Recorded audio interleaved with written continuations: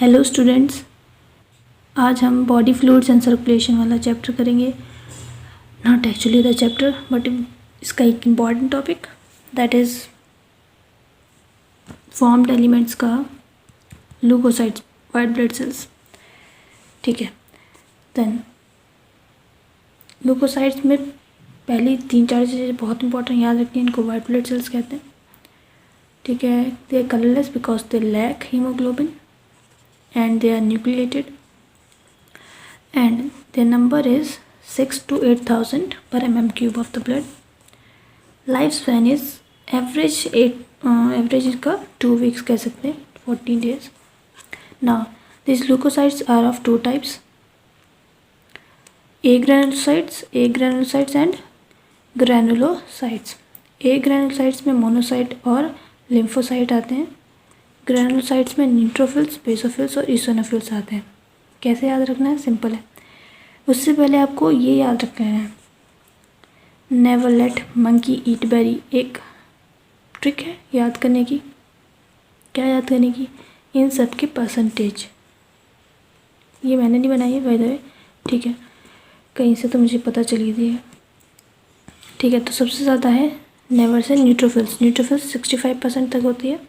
Then lymphocytes, let's say lymphocyte that is 25% तक, then monocytes 8% तक, eosinophils 2 to 3% and basophils is 1%। ये percentage याद हो जाएंगी इससे। देन आपको ये याद रखने होंगे कि एक ग्रेनुलोसाइट्स में मोनोसाइट्स और लिम्फोसाइट आते हैं। बस ये याद रखेंगे, बाकी तो ग्रेनुलोसाइट्स में आ जाएंगे। आपको एक ग्रेनुलोसाइट, मोनोसाइट, लिम्फोसाइट ये 3 तो मतलब ऐसे याद करने होंगे कि एक ग्रेनुलोसाइट में ये दोनों आते हैं।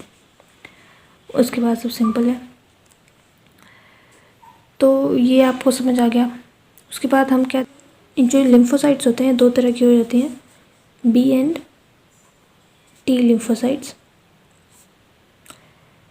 इनके वर्क फंक्शन आप ह्यूमन हेल्थ एंड डिजीज़ में पढ़ेंगे, 12th में एक चैप्टर आता है। ठीक है, वहाँ से पढ़ लेंगे आप।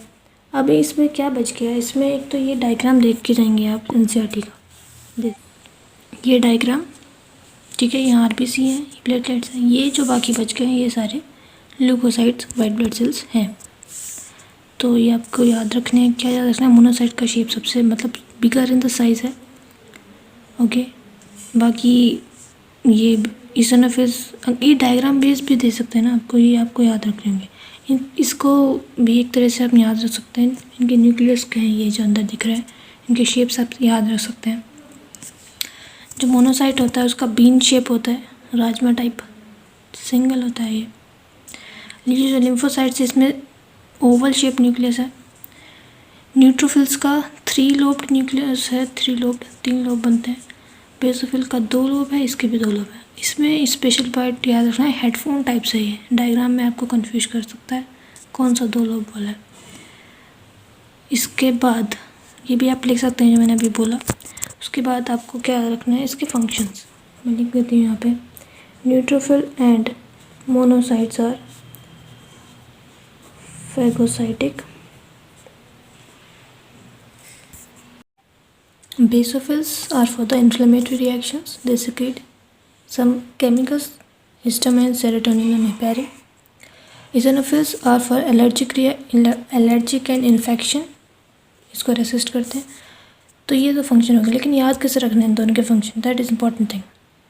याद रखने के लिए सिंपल है, ABCD होता है। ठीक है, आपको याद रखना है कि A से एलर्जी है, B से बेसोफिल है। ये साथ साथ आ रहे हैं पर ये एक दूसरे का फंक्शन नहीं है। ठीक है, तो जैसे ही मुझे याद आता था बेसोफिल दैट मीन्स AB, तो एलर्जी वाला तो नहीं होगा। दैट मीन्स दूसरा कौन सा है? Inflammatory reactions.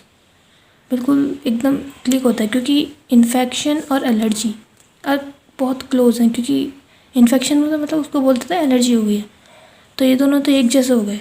तो फिर बचा क्या? AB मतलब इन्फ्लेमेटरी बचा। तो जैसे बेसोफिल याद हो गया तो ऑब्वियसली एलर्जी किसका होगा? आप ईसोनोफिल्स का होगा। I hope you get my, पता नहीं अजीब सा कुछ लॉजिक है मेरा, बट इससे मुझे याद हो गया तो आई होप आपको याद हो जाए। बाकी इस टॉपिक में और कुछ भी नहीं है। That's it.